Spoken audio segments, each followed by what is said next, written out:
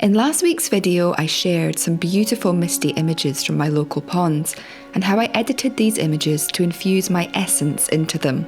This week, I share the second half of that adventure as I head into the woodlands and explore how, despite being in conditions that bring me little inspiration, I was able to remain curious and use emotion to create images. For me, photography is a very emotive experience. A scene or subject needs to light a spark within me for me to truly connect and create images that I love. With much experience over the years, I've learnt to find image opportunities everywhere I go, and when I do so, I enjoy contemplating how a location makes me feel. Until the morning of creating this video, I didn't know why misty conditions were inspiring to me, but with a little bit of contemplation, I now know why. There's something about weather like this. It's like everything is closed in.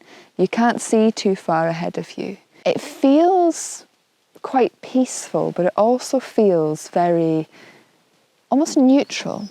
There's not any vibrant, bright intensity of light. It's this beautiful, diffused light. But when I look back at my life, I recently got very introspective about this. I was interviewed for the Photography and Video Show podcast, and we were speaking a lot about my journey and why I got into photography and why promoting wellness through photography is important to me.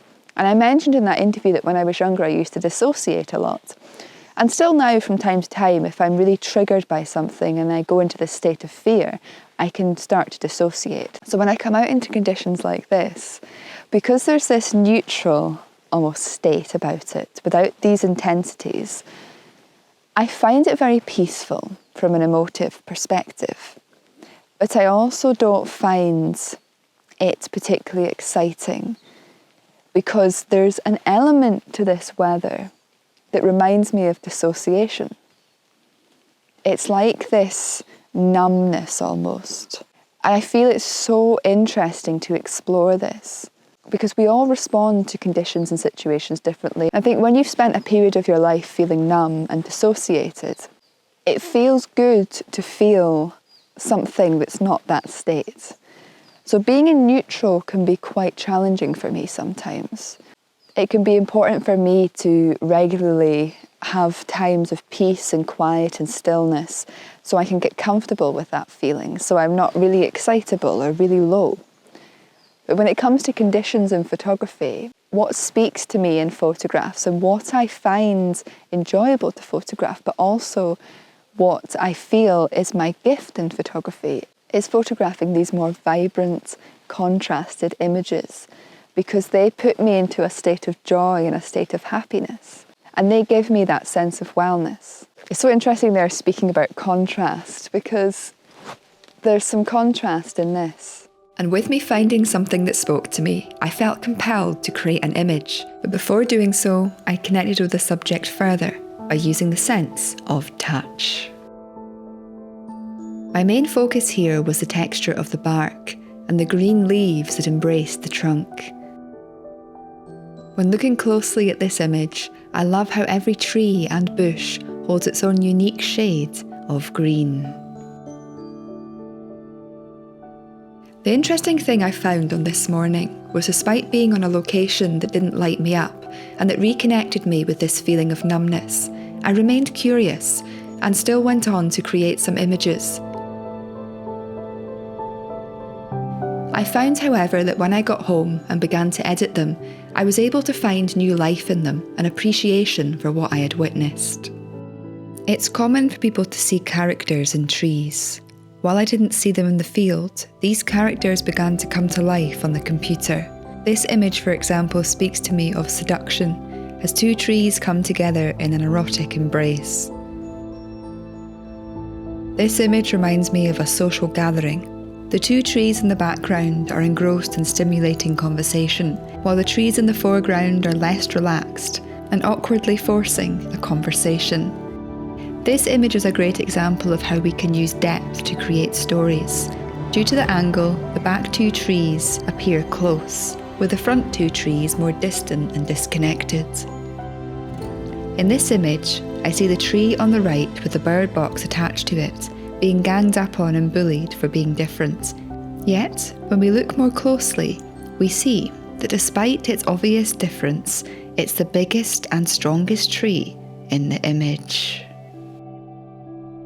I'm now going to share a practice that I do that enables me to connect with a location despite feeling uninspired, and use my camera as a tool to explore these challenging feelings and channel them into my images. So what I do now in my practice is I get much more into my body and I feel.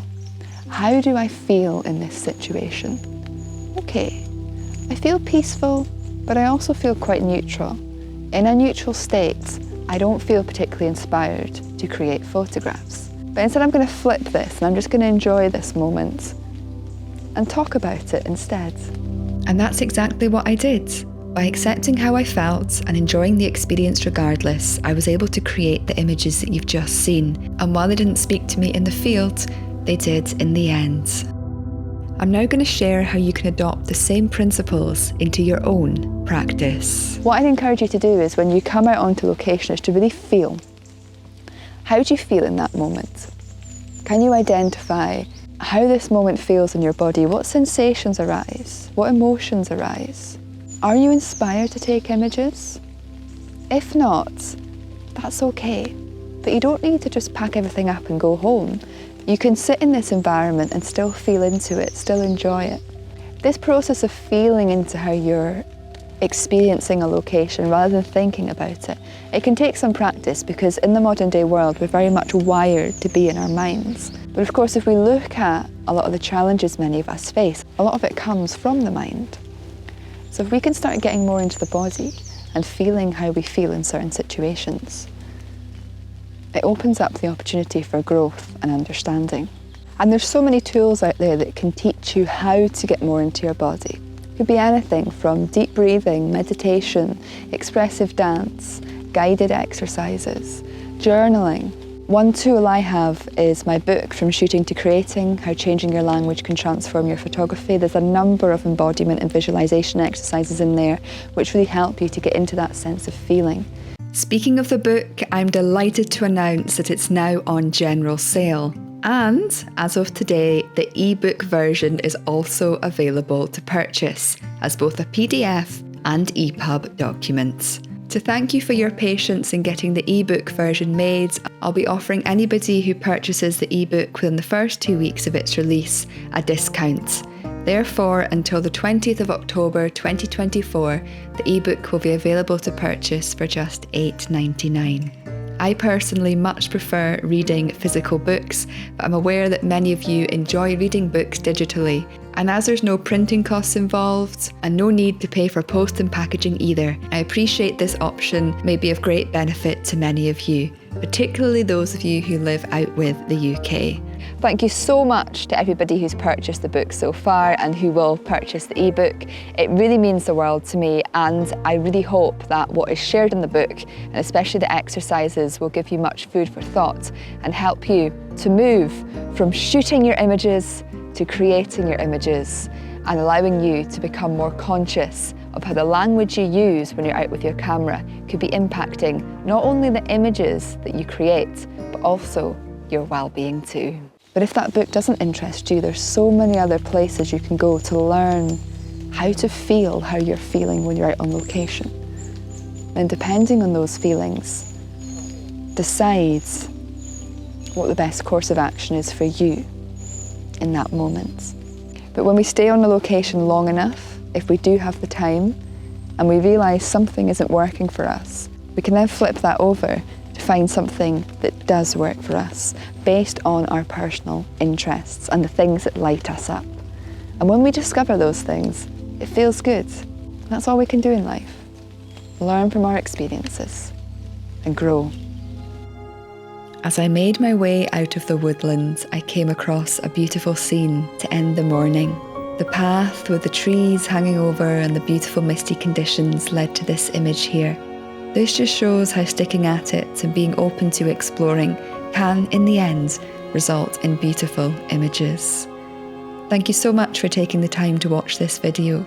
I hope you've found what I've shared here helpful. If you'd like to delve deeper into your own journey through photography, then just a reminder that my book is now available to order, both as a paperback copy and the ebook. I also offer in-person immersive photography weekends here in Scotland, and if you enjoy my philosophy and would like to invite me to speak at an event that you are hosting, please do get in touch. I'm also happy to offer one-to-one mentoring online to anybody who's interested. Wishing you a very blessed and creative week.